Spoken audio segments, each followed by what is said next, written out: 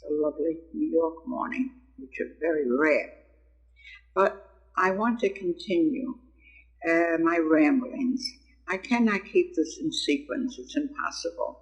So I will tell you little stories as I think of them. This morning it came to my mind when we lived on Liberty Street. It was really country. Didn't realize then, because after coming from New York City and coming to a little country street, it was a little bit odd. I want to tell you something about my neighbors, our neighbors.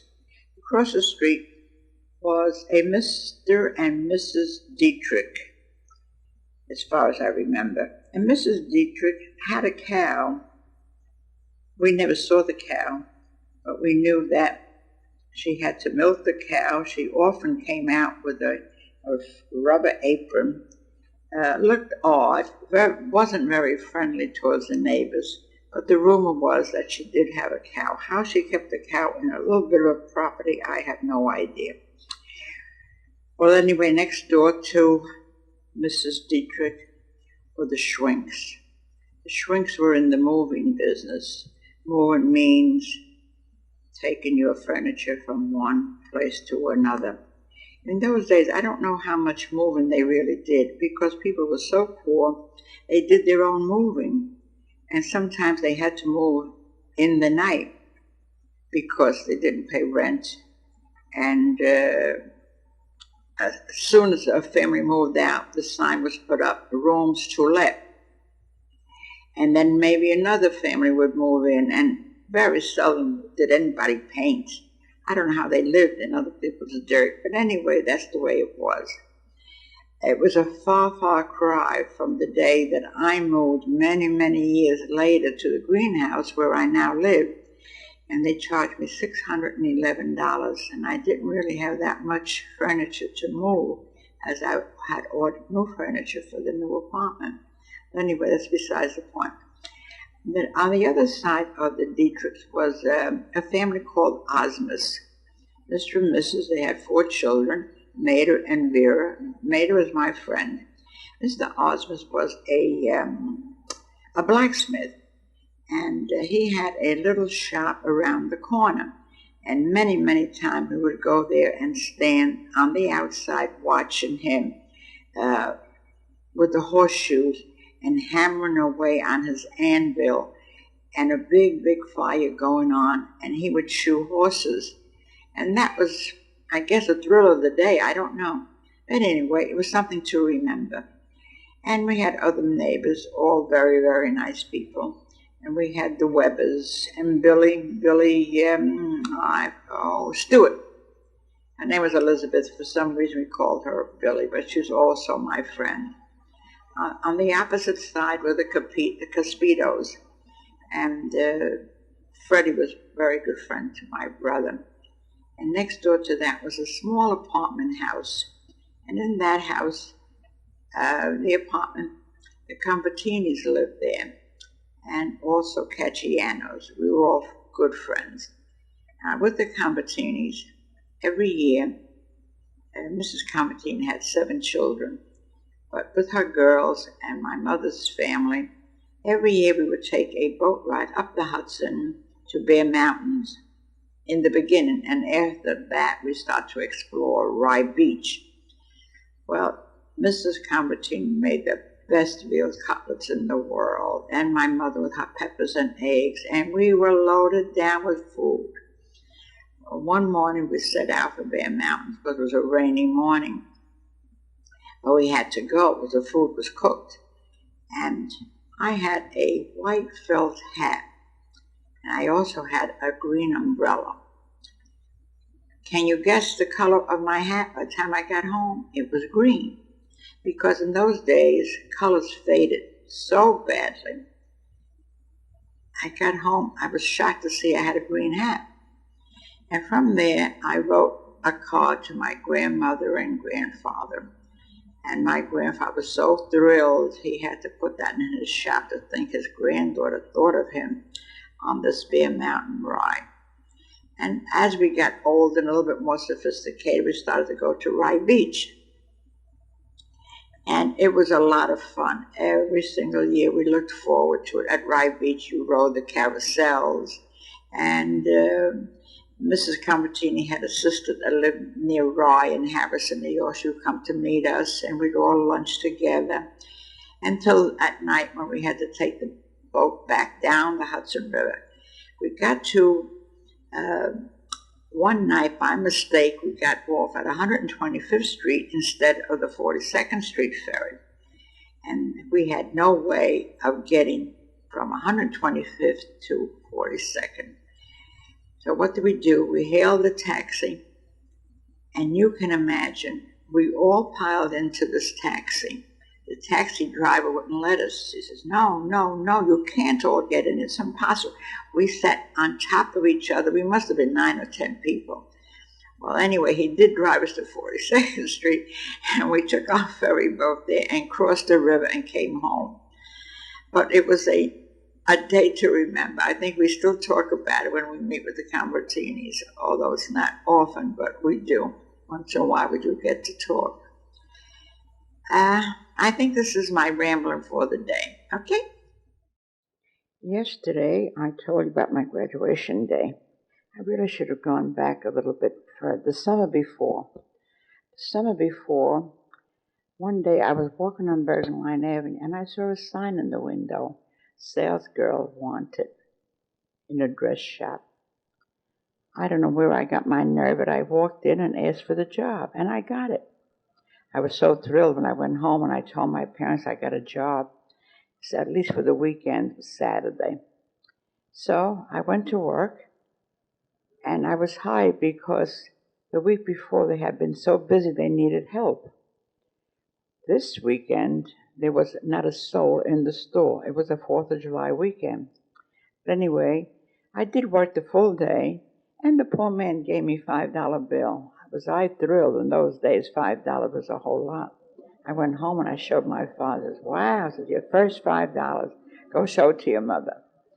All right, then that ended because there was nothing doing there. And my friend Pauline Bacola next door, she took me to work where she worked in Dinkelspiel, a little lace and applique factory. Not a factory, it was just a loft, I guess. And I worked there for the summer, and I met nice people. I met Emily Contessa, which became my friend for life. We still talk to each other. She now lives in Boca Raton. And it was a nice summer. I enjoyed working there. And as I said, I met another friend, Nancy. Nancy Raffaelli worked there, and we became friends because she passed away. And my friends from my street were across the street from us lived Maida Osmus. Her father was the village blacksmith. And a few houses down lived Jeannie and Adele Cameron. Their father worked on the railroad. And one day I got the blow that they were moving to Harvest Straw, my mother's old hometown. And then Jeannie says to me, don't worry. She said, we'll write to each other and you have to come to visit me. I said, all right. I was thrilled. Says, my father will pick you up at this train station because he worked, as I said, on the railroad, and I'll meet you in Harvest Straw. Oh, I was thrilled about that. And then further down the street lived Billy Gilbert. Her name was really Elizabeth. Why they call her Billy, I don't know. But they were nice people. These were all my friends from my street. My school friends were, of course, Carrie, my dear Carrie. And Carrie, one day, she moved. She moved to West New York. I had no idea where West New York was. And one day, I started to walk, and I walked to West New York looking for Carrie. When I got back to my father, we were working, he said, I went to look for Carrie. Well, how could you find Carrie? You don't even know her address. I said, well, anyway, I tried. And I never saw Carrie again until 1956. That's another story. And I had my girlfriend from school, Edith Rogers, Mildred Proton, Frida Schupp. Those were my school girlfriends. And, of course, we all went our different ways. Many of them have passed away, and that's the way life goes on. And then, as I said, I did graduate the following January, and I looked in the newspaper, our dear old Hudson Dispatch, and it said a job as a trimmer. Well, I had done that the whole summer before, so I thought, well, I'm qualified as a trimmer. At that time, Mildred Proten was my friend. I says, Mildred, here, let's go see if we could find a job. So we both of us went, and we got hired at $9 a week. And it was nice. It was a pleasant place to work with. It was not a sweatshop. Windows all around, plenty of air and sunshine. Well, Mildred lasted 2 days and she was fired, and I continued to work there. I got that job on February the 8th, 1929. So everything went along smoothly until April the 1st, in walked Charlie Perillo with Joey Wagner. Joey Wagner was in the shipping department, and that's the place where we made the underwear. And I just happened to look up on my work, and I see this Charlie Perillo walking by. Of course, I was not impressed. A little guy walking by, who thought anything of it? So, as time went by, he started saying hello. I started to say hello. Then he went home for lunch, and he would rush back and sit with me and talk with me. We had a little park around the corner. We would eat our lunch there. And that summer went along very, very nicely. Little did I know that he was to become my future husband. But that's the way it was. I met him on April the 1st. Mark my words, it was April Fool, but it was no fool. I was no fool when I married him. I did the right thing. And that was, as I said, 1929. Good morning. I think I will continue with my talk where I left off. I told you about our wonderful shopping area in Union City, which we did on Saturdays. And Saturday night, my mother always had nice steaks, sandwiches for us, salad, fried potatoes.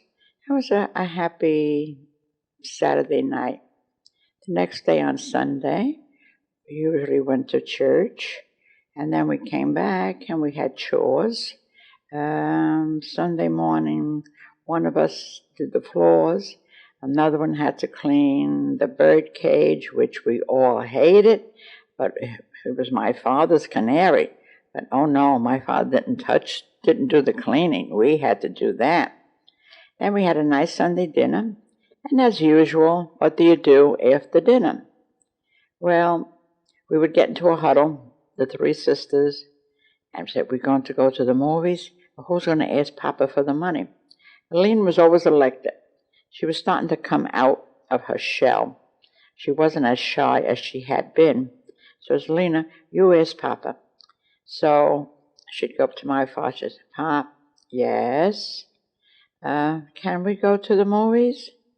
Well, I don't know. What's playing? Oh, we don't know. Well, let me see. Do you have money? No, we don't have money.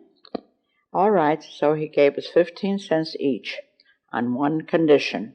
And then he would turn to me and say, and you're the oldest, you make sure that you are here with your sisters at 5 o'clock. At 5 o'clock? Oh, my goodness, the movie may not even be over. I don't care. You must be in the house by 5 o'clock.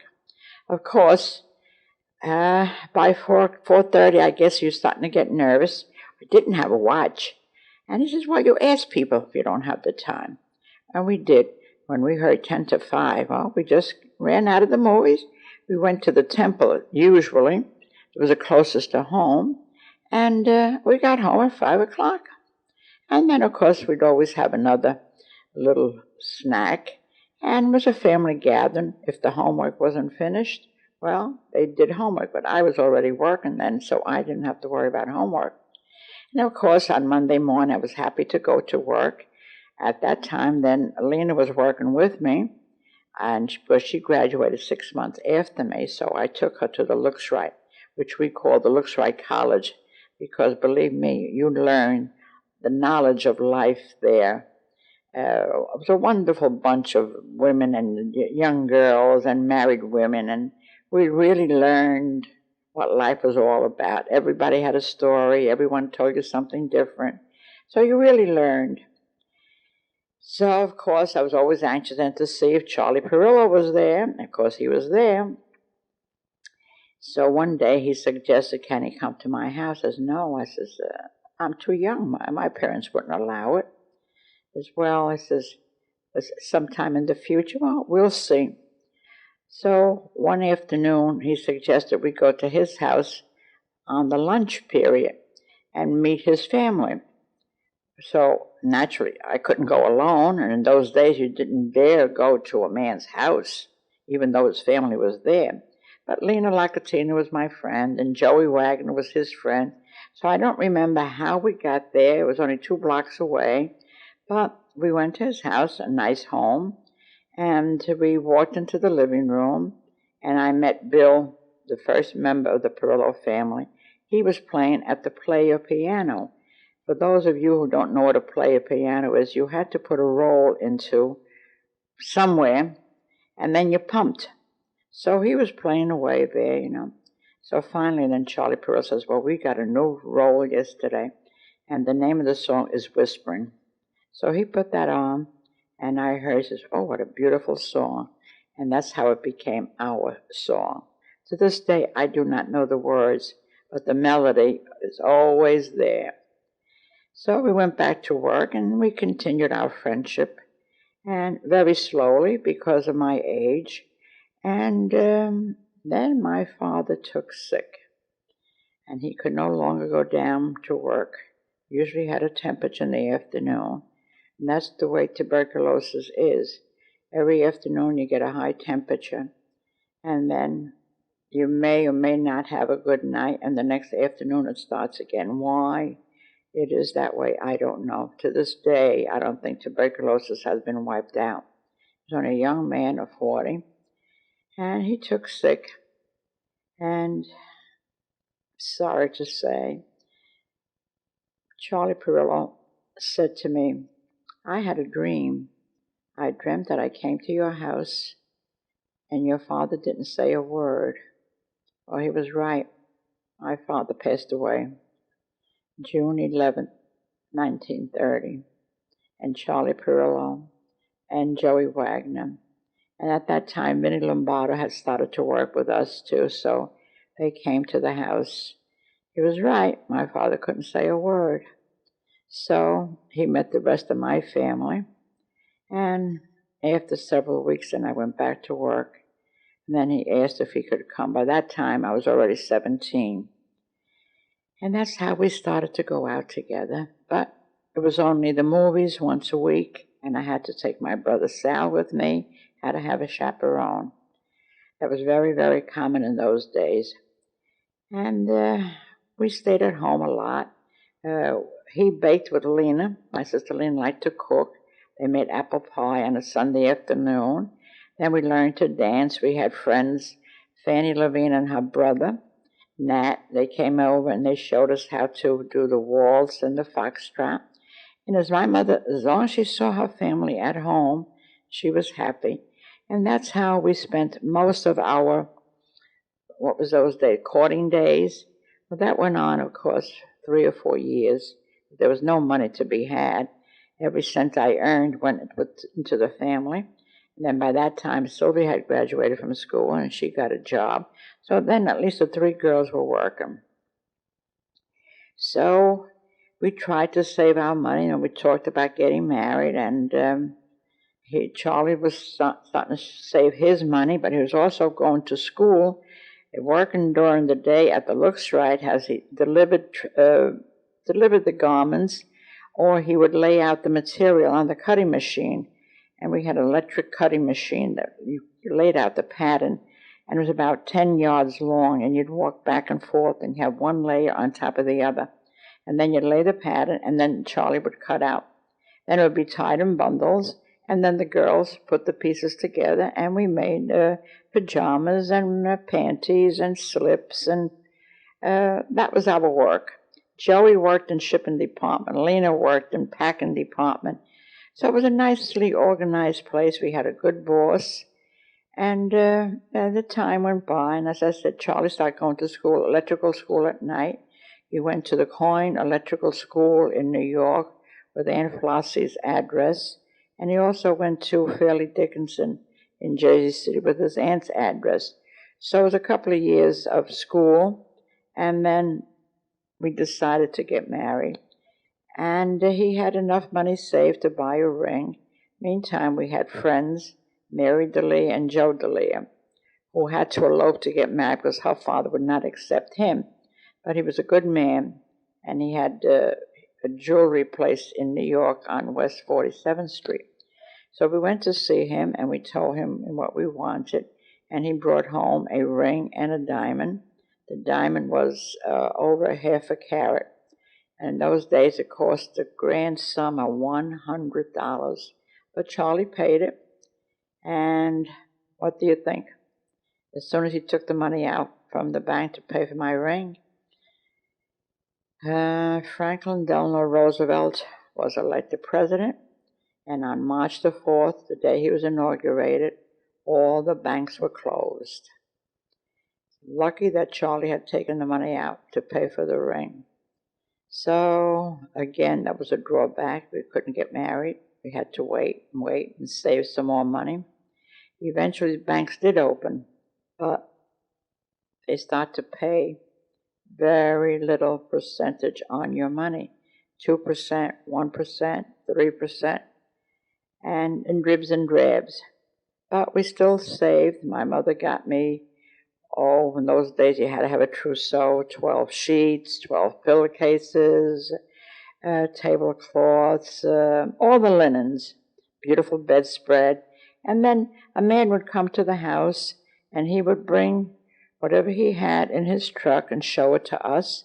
And my mother would pay him off $1 a week, $1 a week. And that's how I got all my linens. And it was the custom then. It wasn't only me and my mother doing that. Everybody did that in the neighborhood. That's all they could afford. So this went on for about 4 years, and finally then we set the date for August 26th, 1934. And we did that because it was a Labor Day weekend and gave us an extra day for our honeymoon, which we took, and we went to Niagara Falls for our honeymoon, which was also an accepted place in those days. But we went by bus, and we left New York at 11 o'clock at night, arriving the next afternoon at 3. You can imagine how tired we were after having a wedding reception. The wedding reception was held in Zecchino's Hall, just up the street from my house. And in those days, it was just sandwiches and soda and wine and beer, and of course a tray of cookies that you walked around, holding it up. The bride and groom passed the cookies, and everybody took what they wanted. And of course the favorite was always the cream puffs or the pannuoli cookies. But it was fun. We had a little band. We had some dancing. And his relatives came from New York, from the Bronx. All the Bellattis came. And it was a nice little affair. It was the best my mother could do for those days. And we made the wonderful sum of $150. $50 of that came from my grandmother. But anyway, we went on a honeymoon, and we went to Niagara Falls. But there was a hitch there. Uncle Eddie had suggested a hotel. The hotel was called the Moose. That alone should have given us. But we're two dumb kids. What do we know? We had never traveled away from home before. And when I saw the place with a deer head and antlers hanging up in the lobby, and I says, "What is this place? I don't like it. What are we going to do?" We had paid, then I think it was $3. But in those days, that was money. When I saw the room, I said, no, I'm not staying here. Of course, I started to cry. And my poor husband went downstairs, and he told the manager, he says, "We're on a honeymoon. This is no place for a bride." He says, "I'm sorry." He says, "I agree with you. You know what?" He says, "You take a walk, go down the street, leave your luggage here, and go look for another place. I'll tell you where to go, and I'll only charge $1. "What for?" Well, because we had used the bathroom. We had to go to the bathroom. He had been up all night, and we had used the towel. So he was so nice about it, we didn't mind paying. And of course, we went, we found this place very nice. It was like a room and a half, little sitting room, and it was also for $3. And that's where our married life started. And then we took a ride to the falls and to the Maid of the Mist. And I didn't even know it existed, but my son Charles just went there for this Labor Day, and it was there. But it was we had a nice couple of days. And then we took a ship or a boat, an overnight, to Detroit, Michigan. Why we went there, I have no idea. But my brother-in-law, Eddie, had been a traveler, and he laid out this itinerary for us. Again, as I said, we were 2 kids, had never been away from home, so we did that. And we went to Dearborn. We called it Dearborn, they called it Dearborn. And that was a little village, the Greenfield Village, in honor of Henry Ford's mother and his wife. It was named for them, I think, the Martha and Mary, whatever. And he was a very good friend of Thomas Edison. And there we saw a burning light, a perpetual light. And it was laid out into a little village, and there's a blacksmith shop and a drugstore, old-fashioned drugstore, old-fashioned general store, a very, very pleasant place. And we took a trolley car back to our hotel in the heart of Detroit, which I think was the Stafford Hotel, if my memory holds right. And then we got home for Labor Day. And we had a day of rest. The next day, my husband went to work, and we had $3 left. And I went to the corner grocery store, which was then called the Eagle. And for $3, I stocked up my whole pantry, from sugar to flour to coffee, you name it. And that was the start of our married life.